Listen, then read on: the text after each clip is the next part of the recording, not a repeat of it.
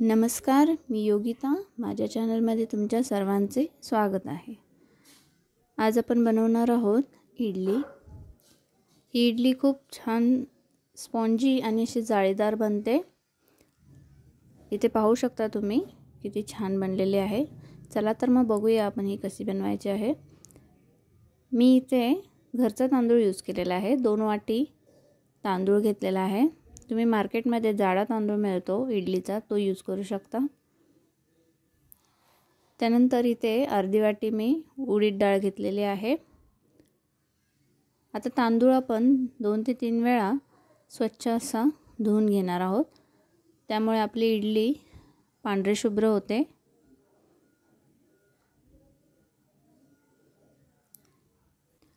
जसे व्हिडिओमध्ये सांगितले आहे तसे जर तुम्ही केले तर तुमची इडली नक्कीच सॉफ्ट आणि स्पॉन्जी होईल. त्यामुळे पूर्ण व्हिडिओ पहा. आता आपण इथे डाळसुद्धा 2 ते 3 वेळा धुवून घेणार आहोत. आता हे दोन्ही धुवून झालेले आहे. आता ह्याच्यामध्ये पाणी घालून ह्यांना आपण 8 ते 9 तास भिजत ठेवणार आहोत. पाणी थोडे जास्तच घालायचे आहे आणि हे झाकून ठेवून द्यायचे आहे.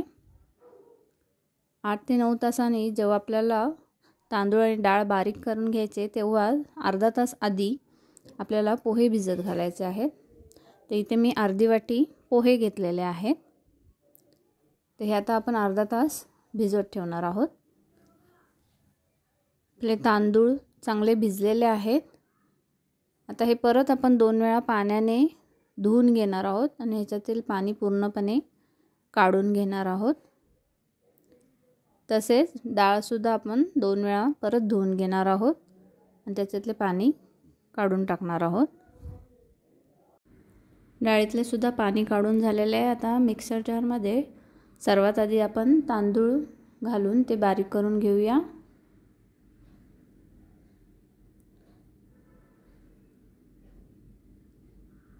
ह्याच्यामध्ये मी आता पाणी घालणार नाही आहे. आता हे आपण असेच बारीक करून घेऊया. आता हे थोडेसे वरचे खालचे वर करून घेऊया आणि त्याच्यामध्ये आता पोहे ॲड करूया.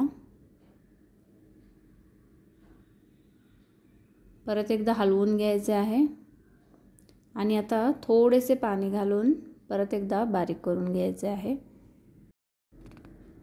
आपल्याला बॅटर जेवढे घट्ट बनवता येईल तेवढे घट्ट बनवायचं आहे. पाण्याचा वापर खूप कमी करायचा आहे. आता आपण अजून थोडेसे पाणी घालून हे फिरवून घेणार आहे. त्याची चांगली बारीक पेस्ट झाली पाहिजे. आता हे बॅटर मी एका पातेल्यात काढून घेत आहे. त्यानंतर मिक्सर जारमध्ये आता आपण उडीद डाळ बारीक करून घेणार आहोत.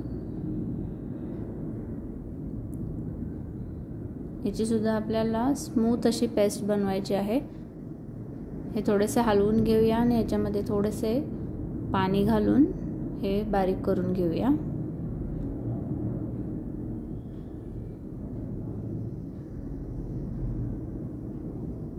परत एकदा हलवून थोडेसे पाणी घालत आहे आणि आता हे परत बारीक करून घेऊया. आता इथे पाहू शकता आपली डाळसुद्धा छान बारीक झालेली आहे. स्मूथ अशी पेस्ट झालेली आहे. ते आता आपण ह्या बॅटरमध्ये काढून घेऊया.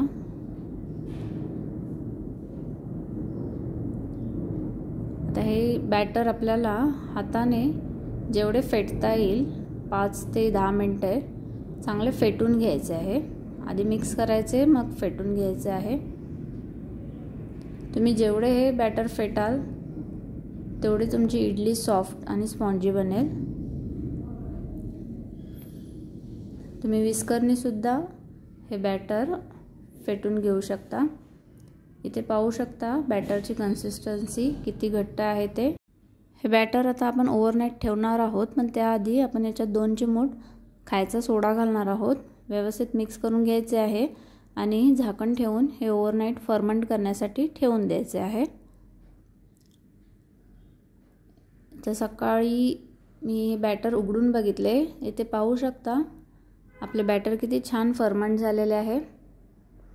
तुम्ही मी सांगितलेली टिप जर फॉलो केली तर तुमचे बॅटरसुद्धा नक्की असे छान फर्मंट होईल आणि तुमची इडलीसुद्धा छान स्पॉन्जी आणि सॉफ्ट होईल।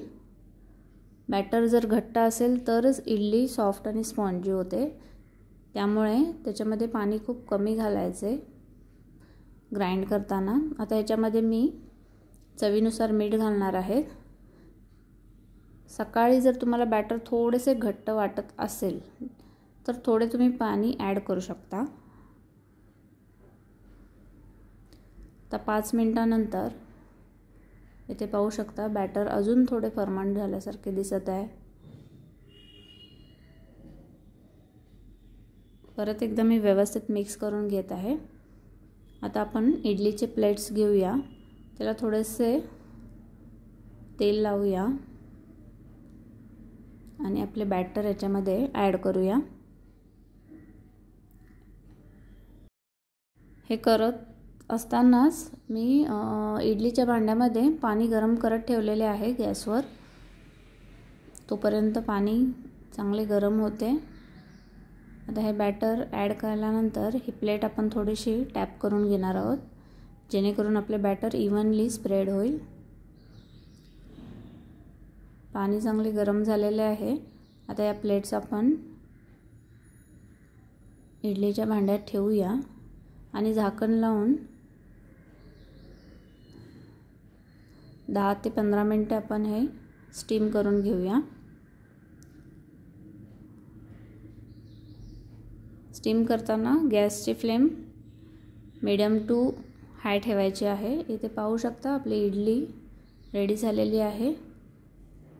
आता आपण हे इडली थोडीशी थंड करून मग काढणार आहोत। इथे पाहू शकता आपली इडली किती छान जाळीदार झालेली आहे आणि सॉफ्टसुद्धा झालेली आहे। तुम्हाला मी एक इडली तोडून दाखवते। अगदी कापसासारखी पांढरी शुभ्र आणि सॉफ्ट झालेली आहे। आता आपण चटणी करणार आहोत। त्याच्यासाठी मी इथे ओले खोबरे, मिरची, भाजलेले शेंगदाणे, लसूण आणि कोथिंबीर घेतलेले आहे।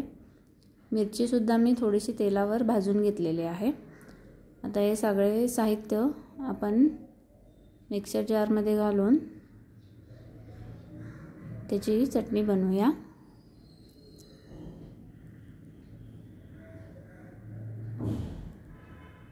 आता आपण ह्याच्यातच थोडेसे मीठ घालणार आहोत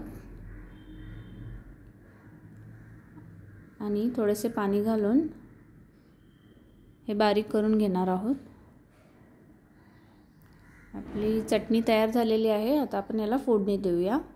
त्याच्यासाठी मी एक पातेले गरम केलेले आहे, त्याच्यामध्ये तेल घातलेले आहे।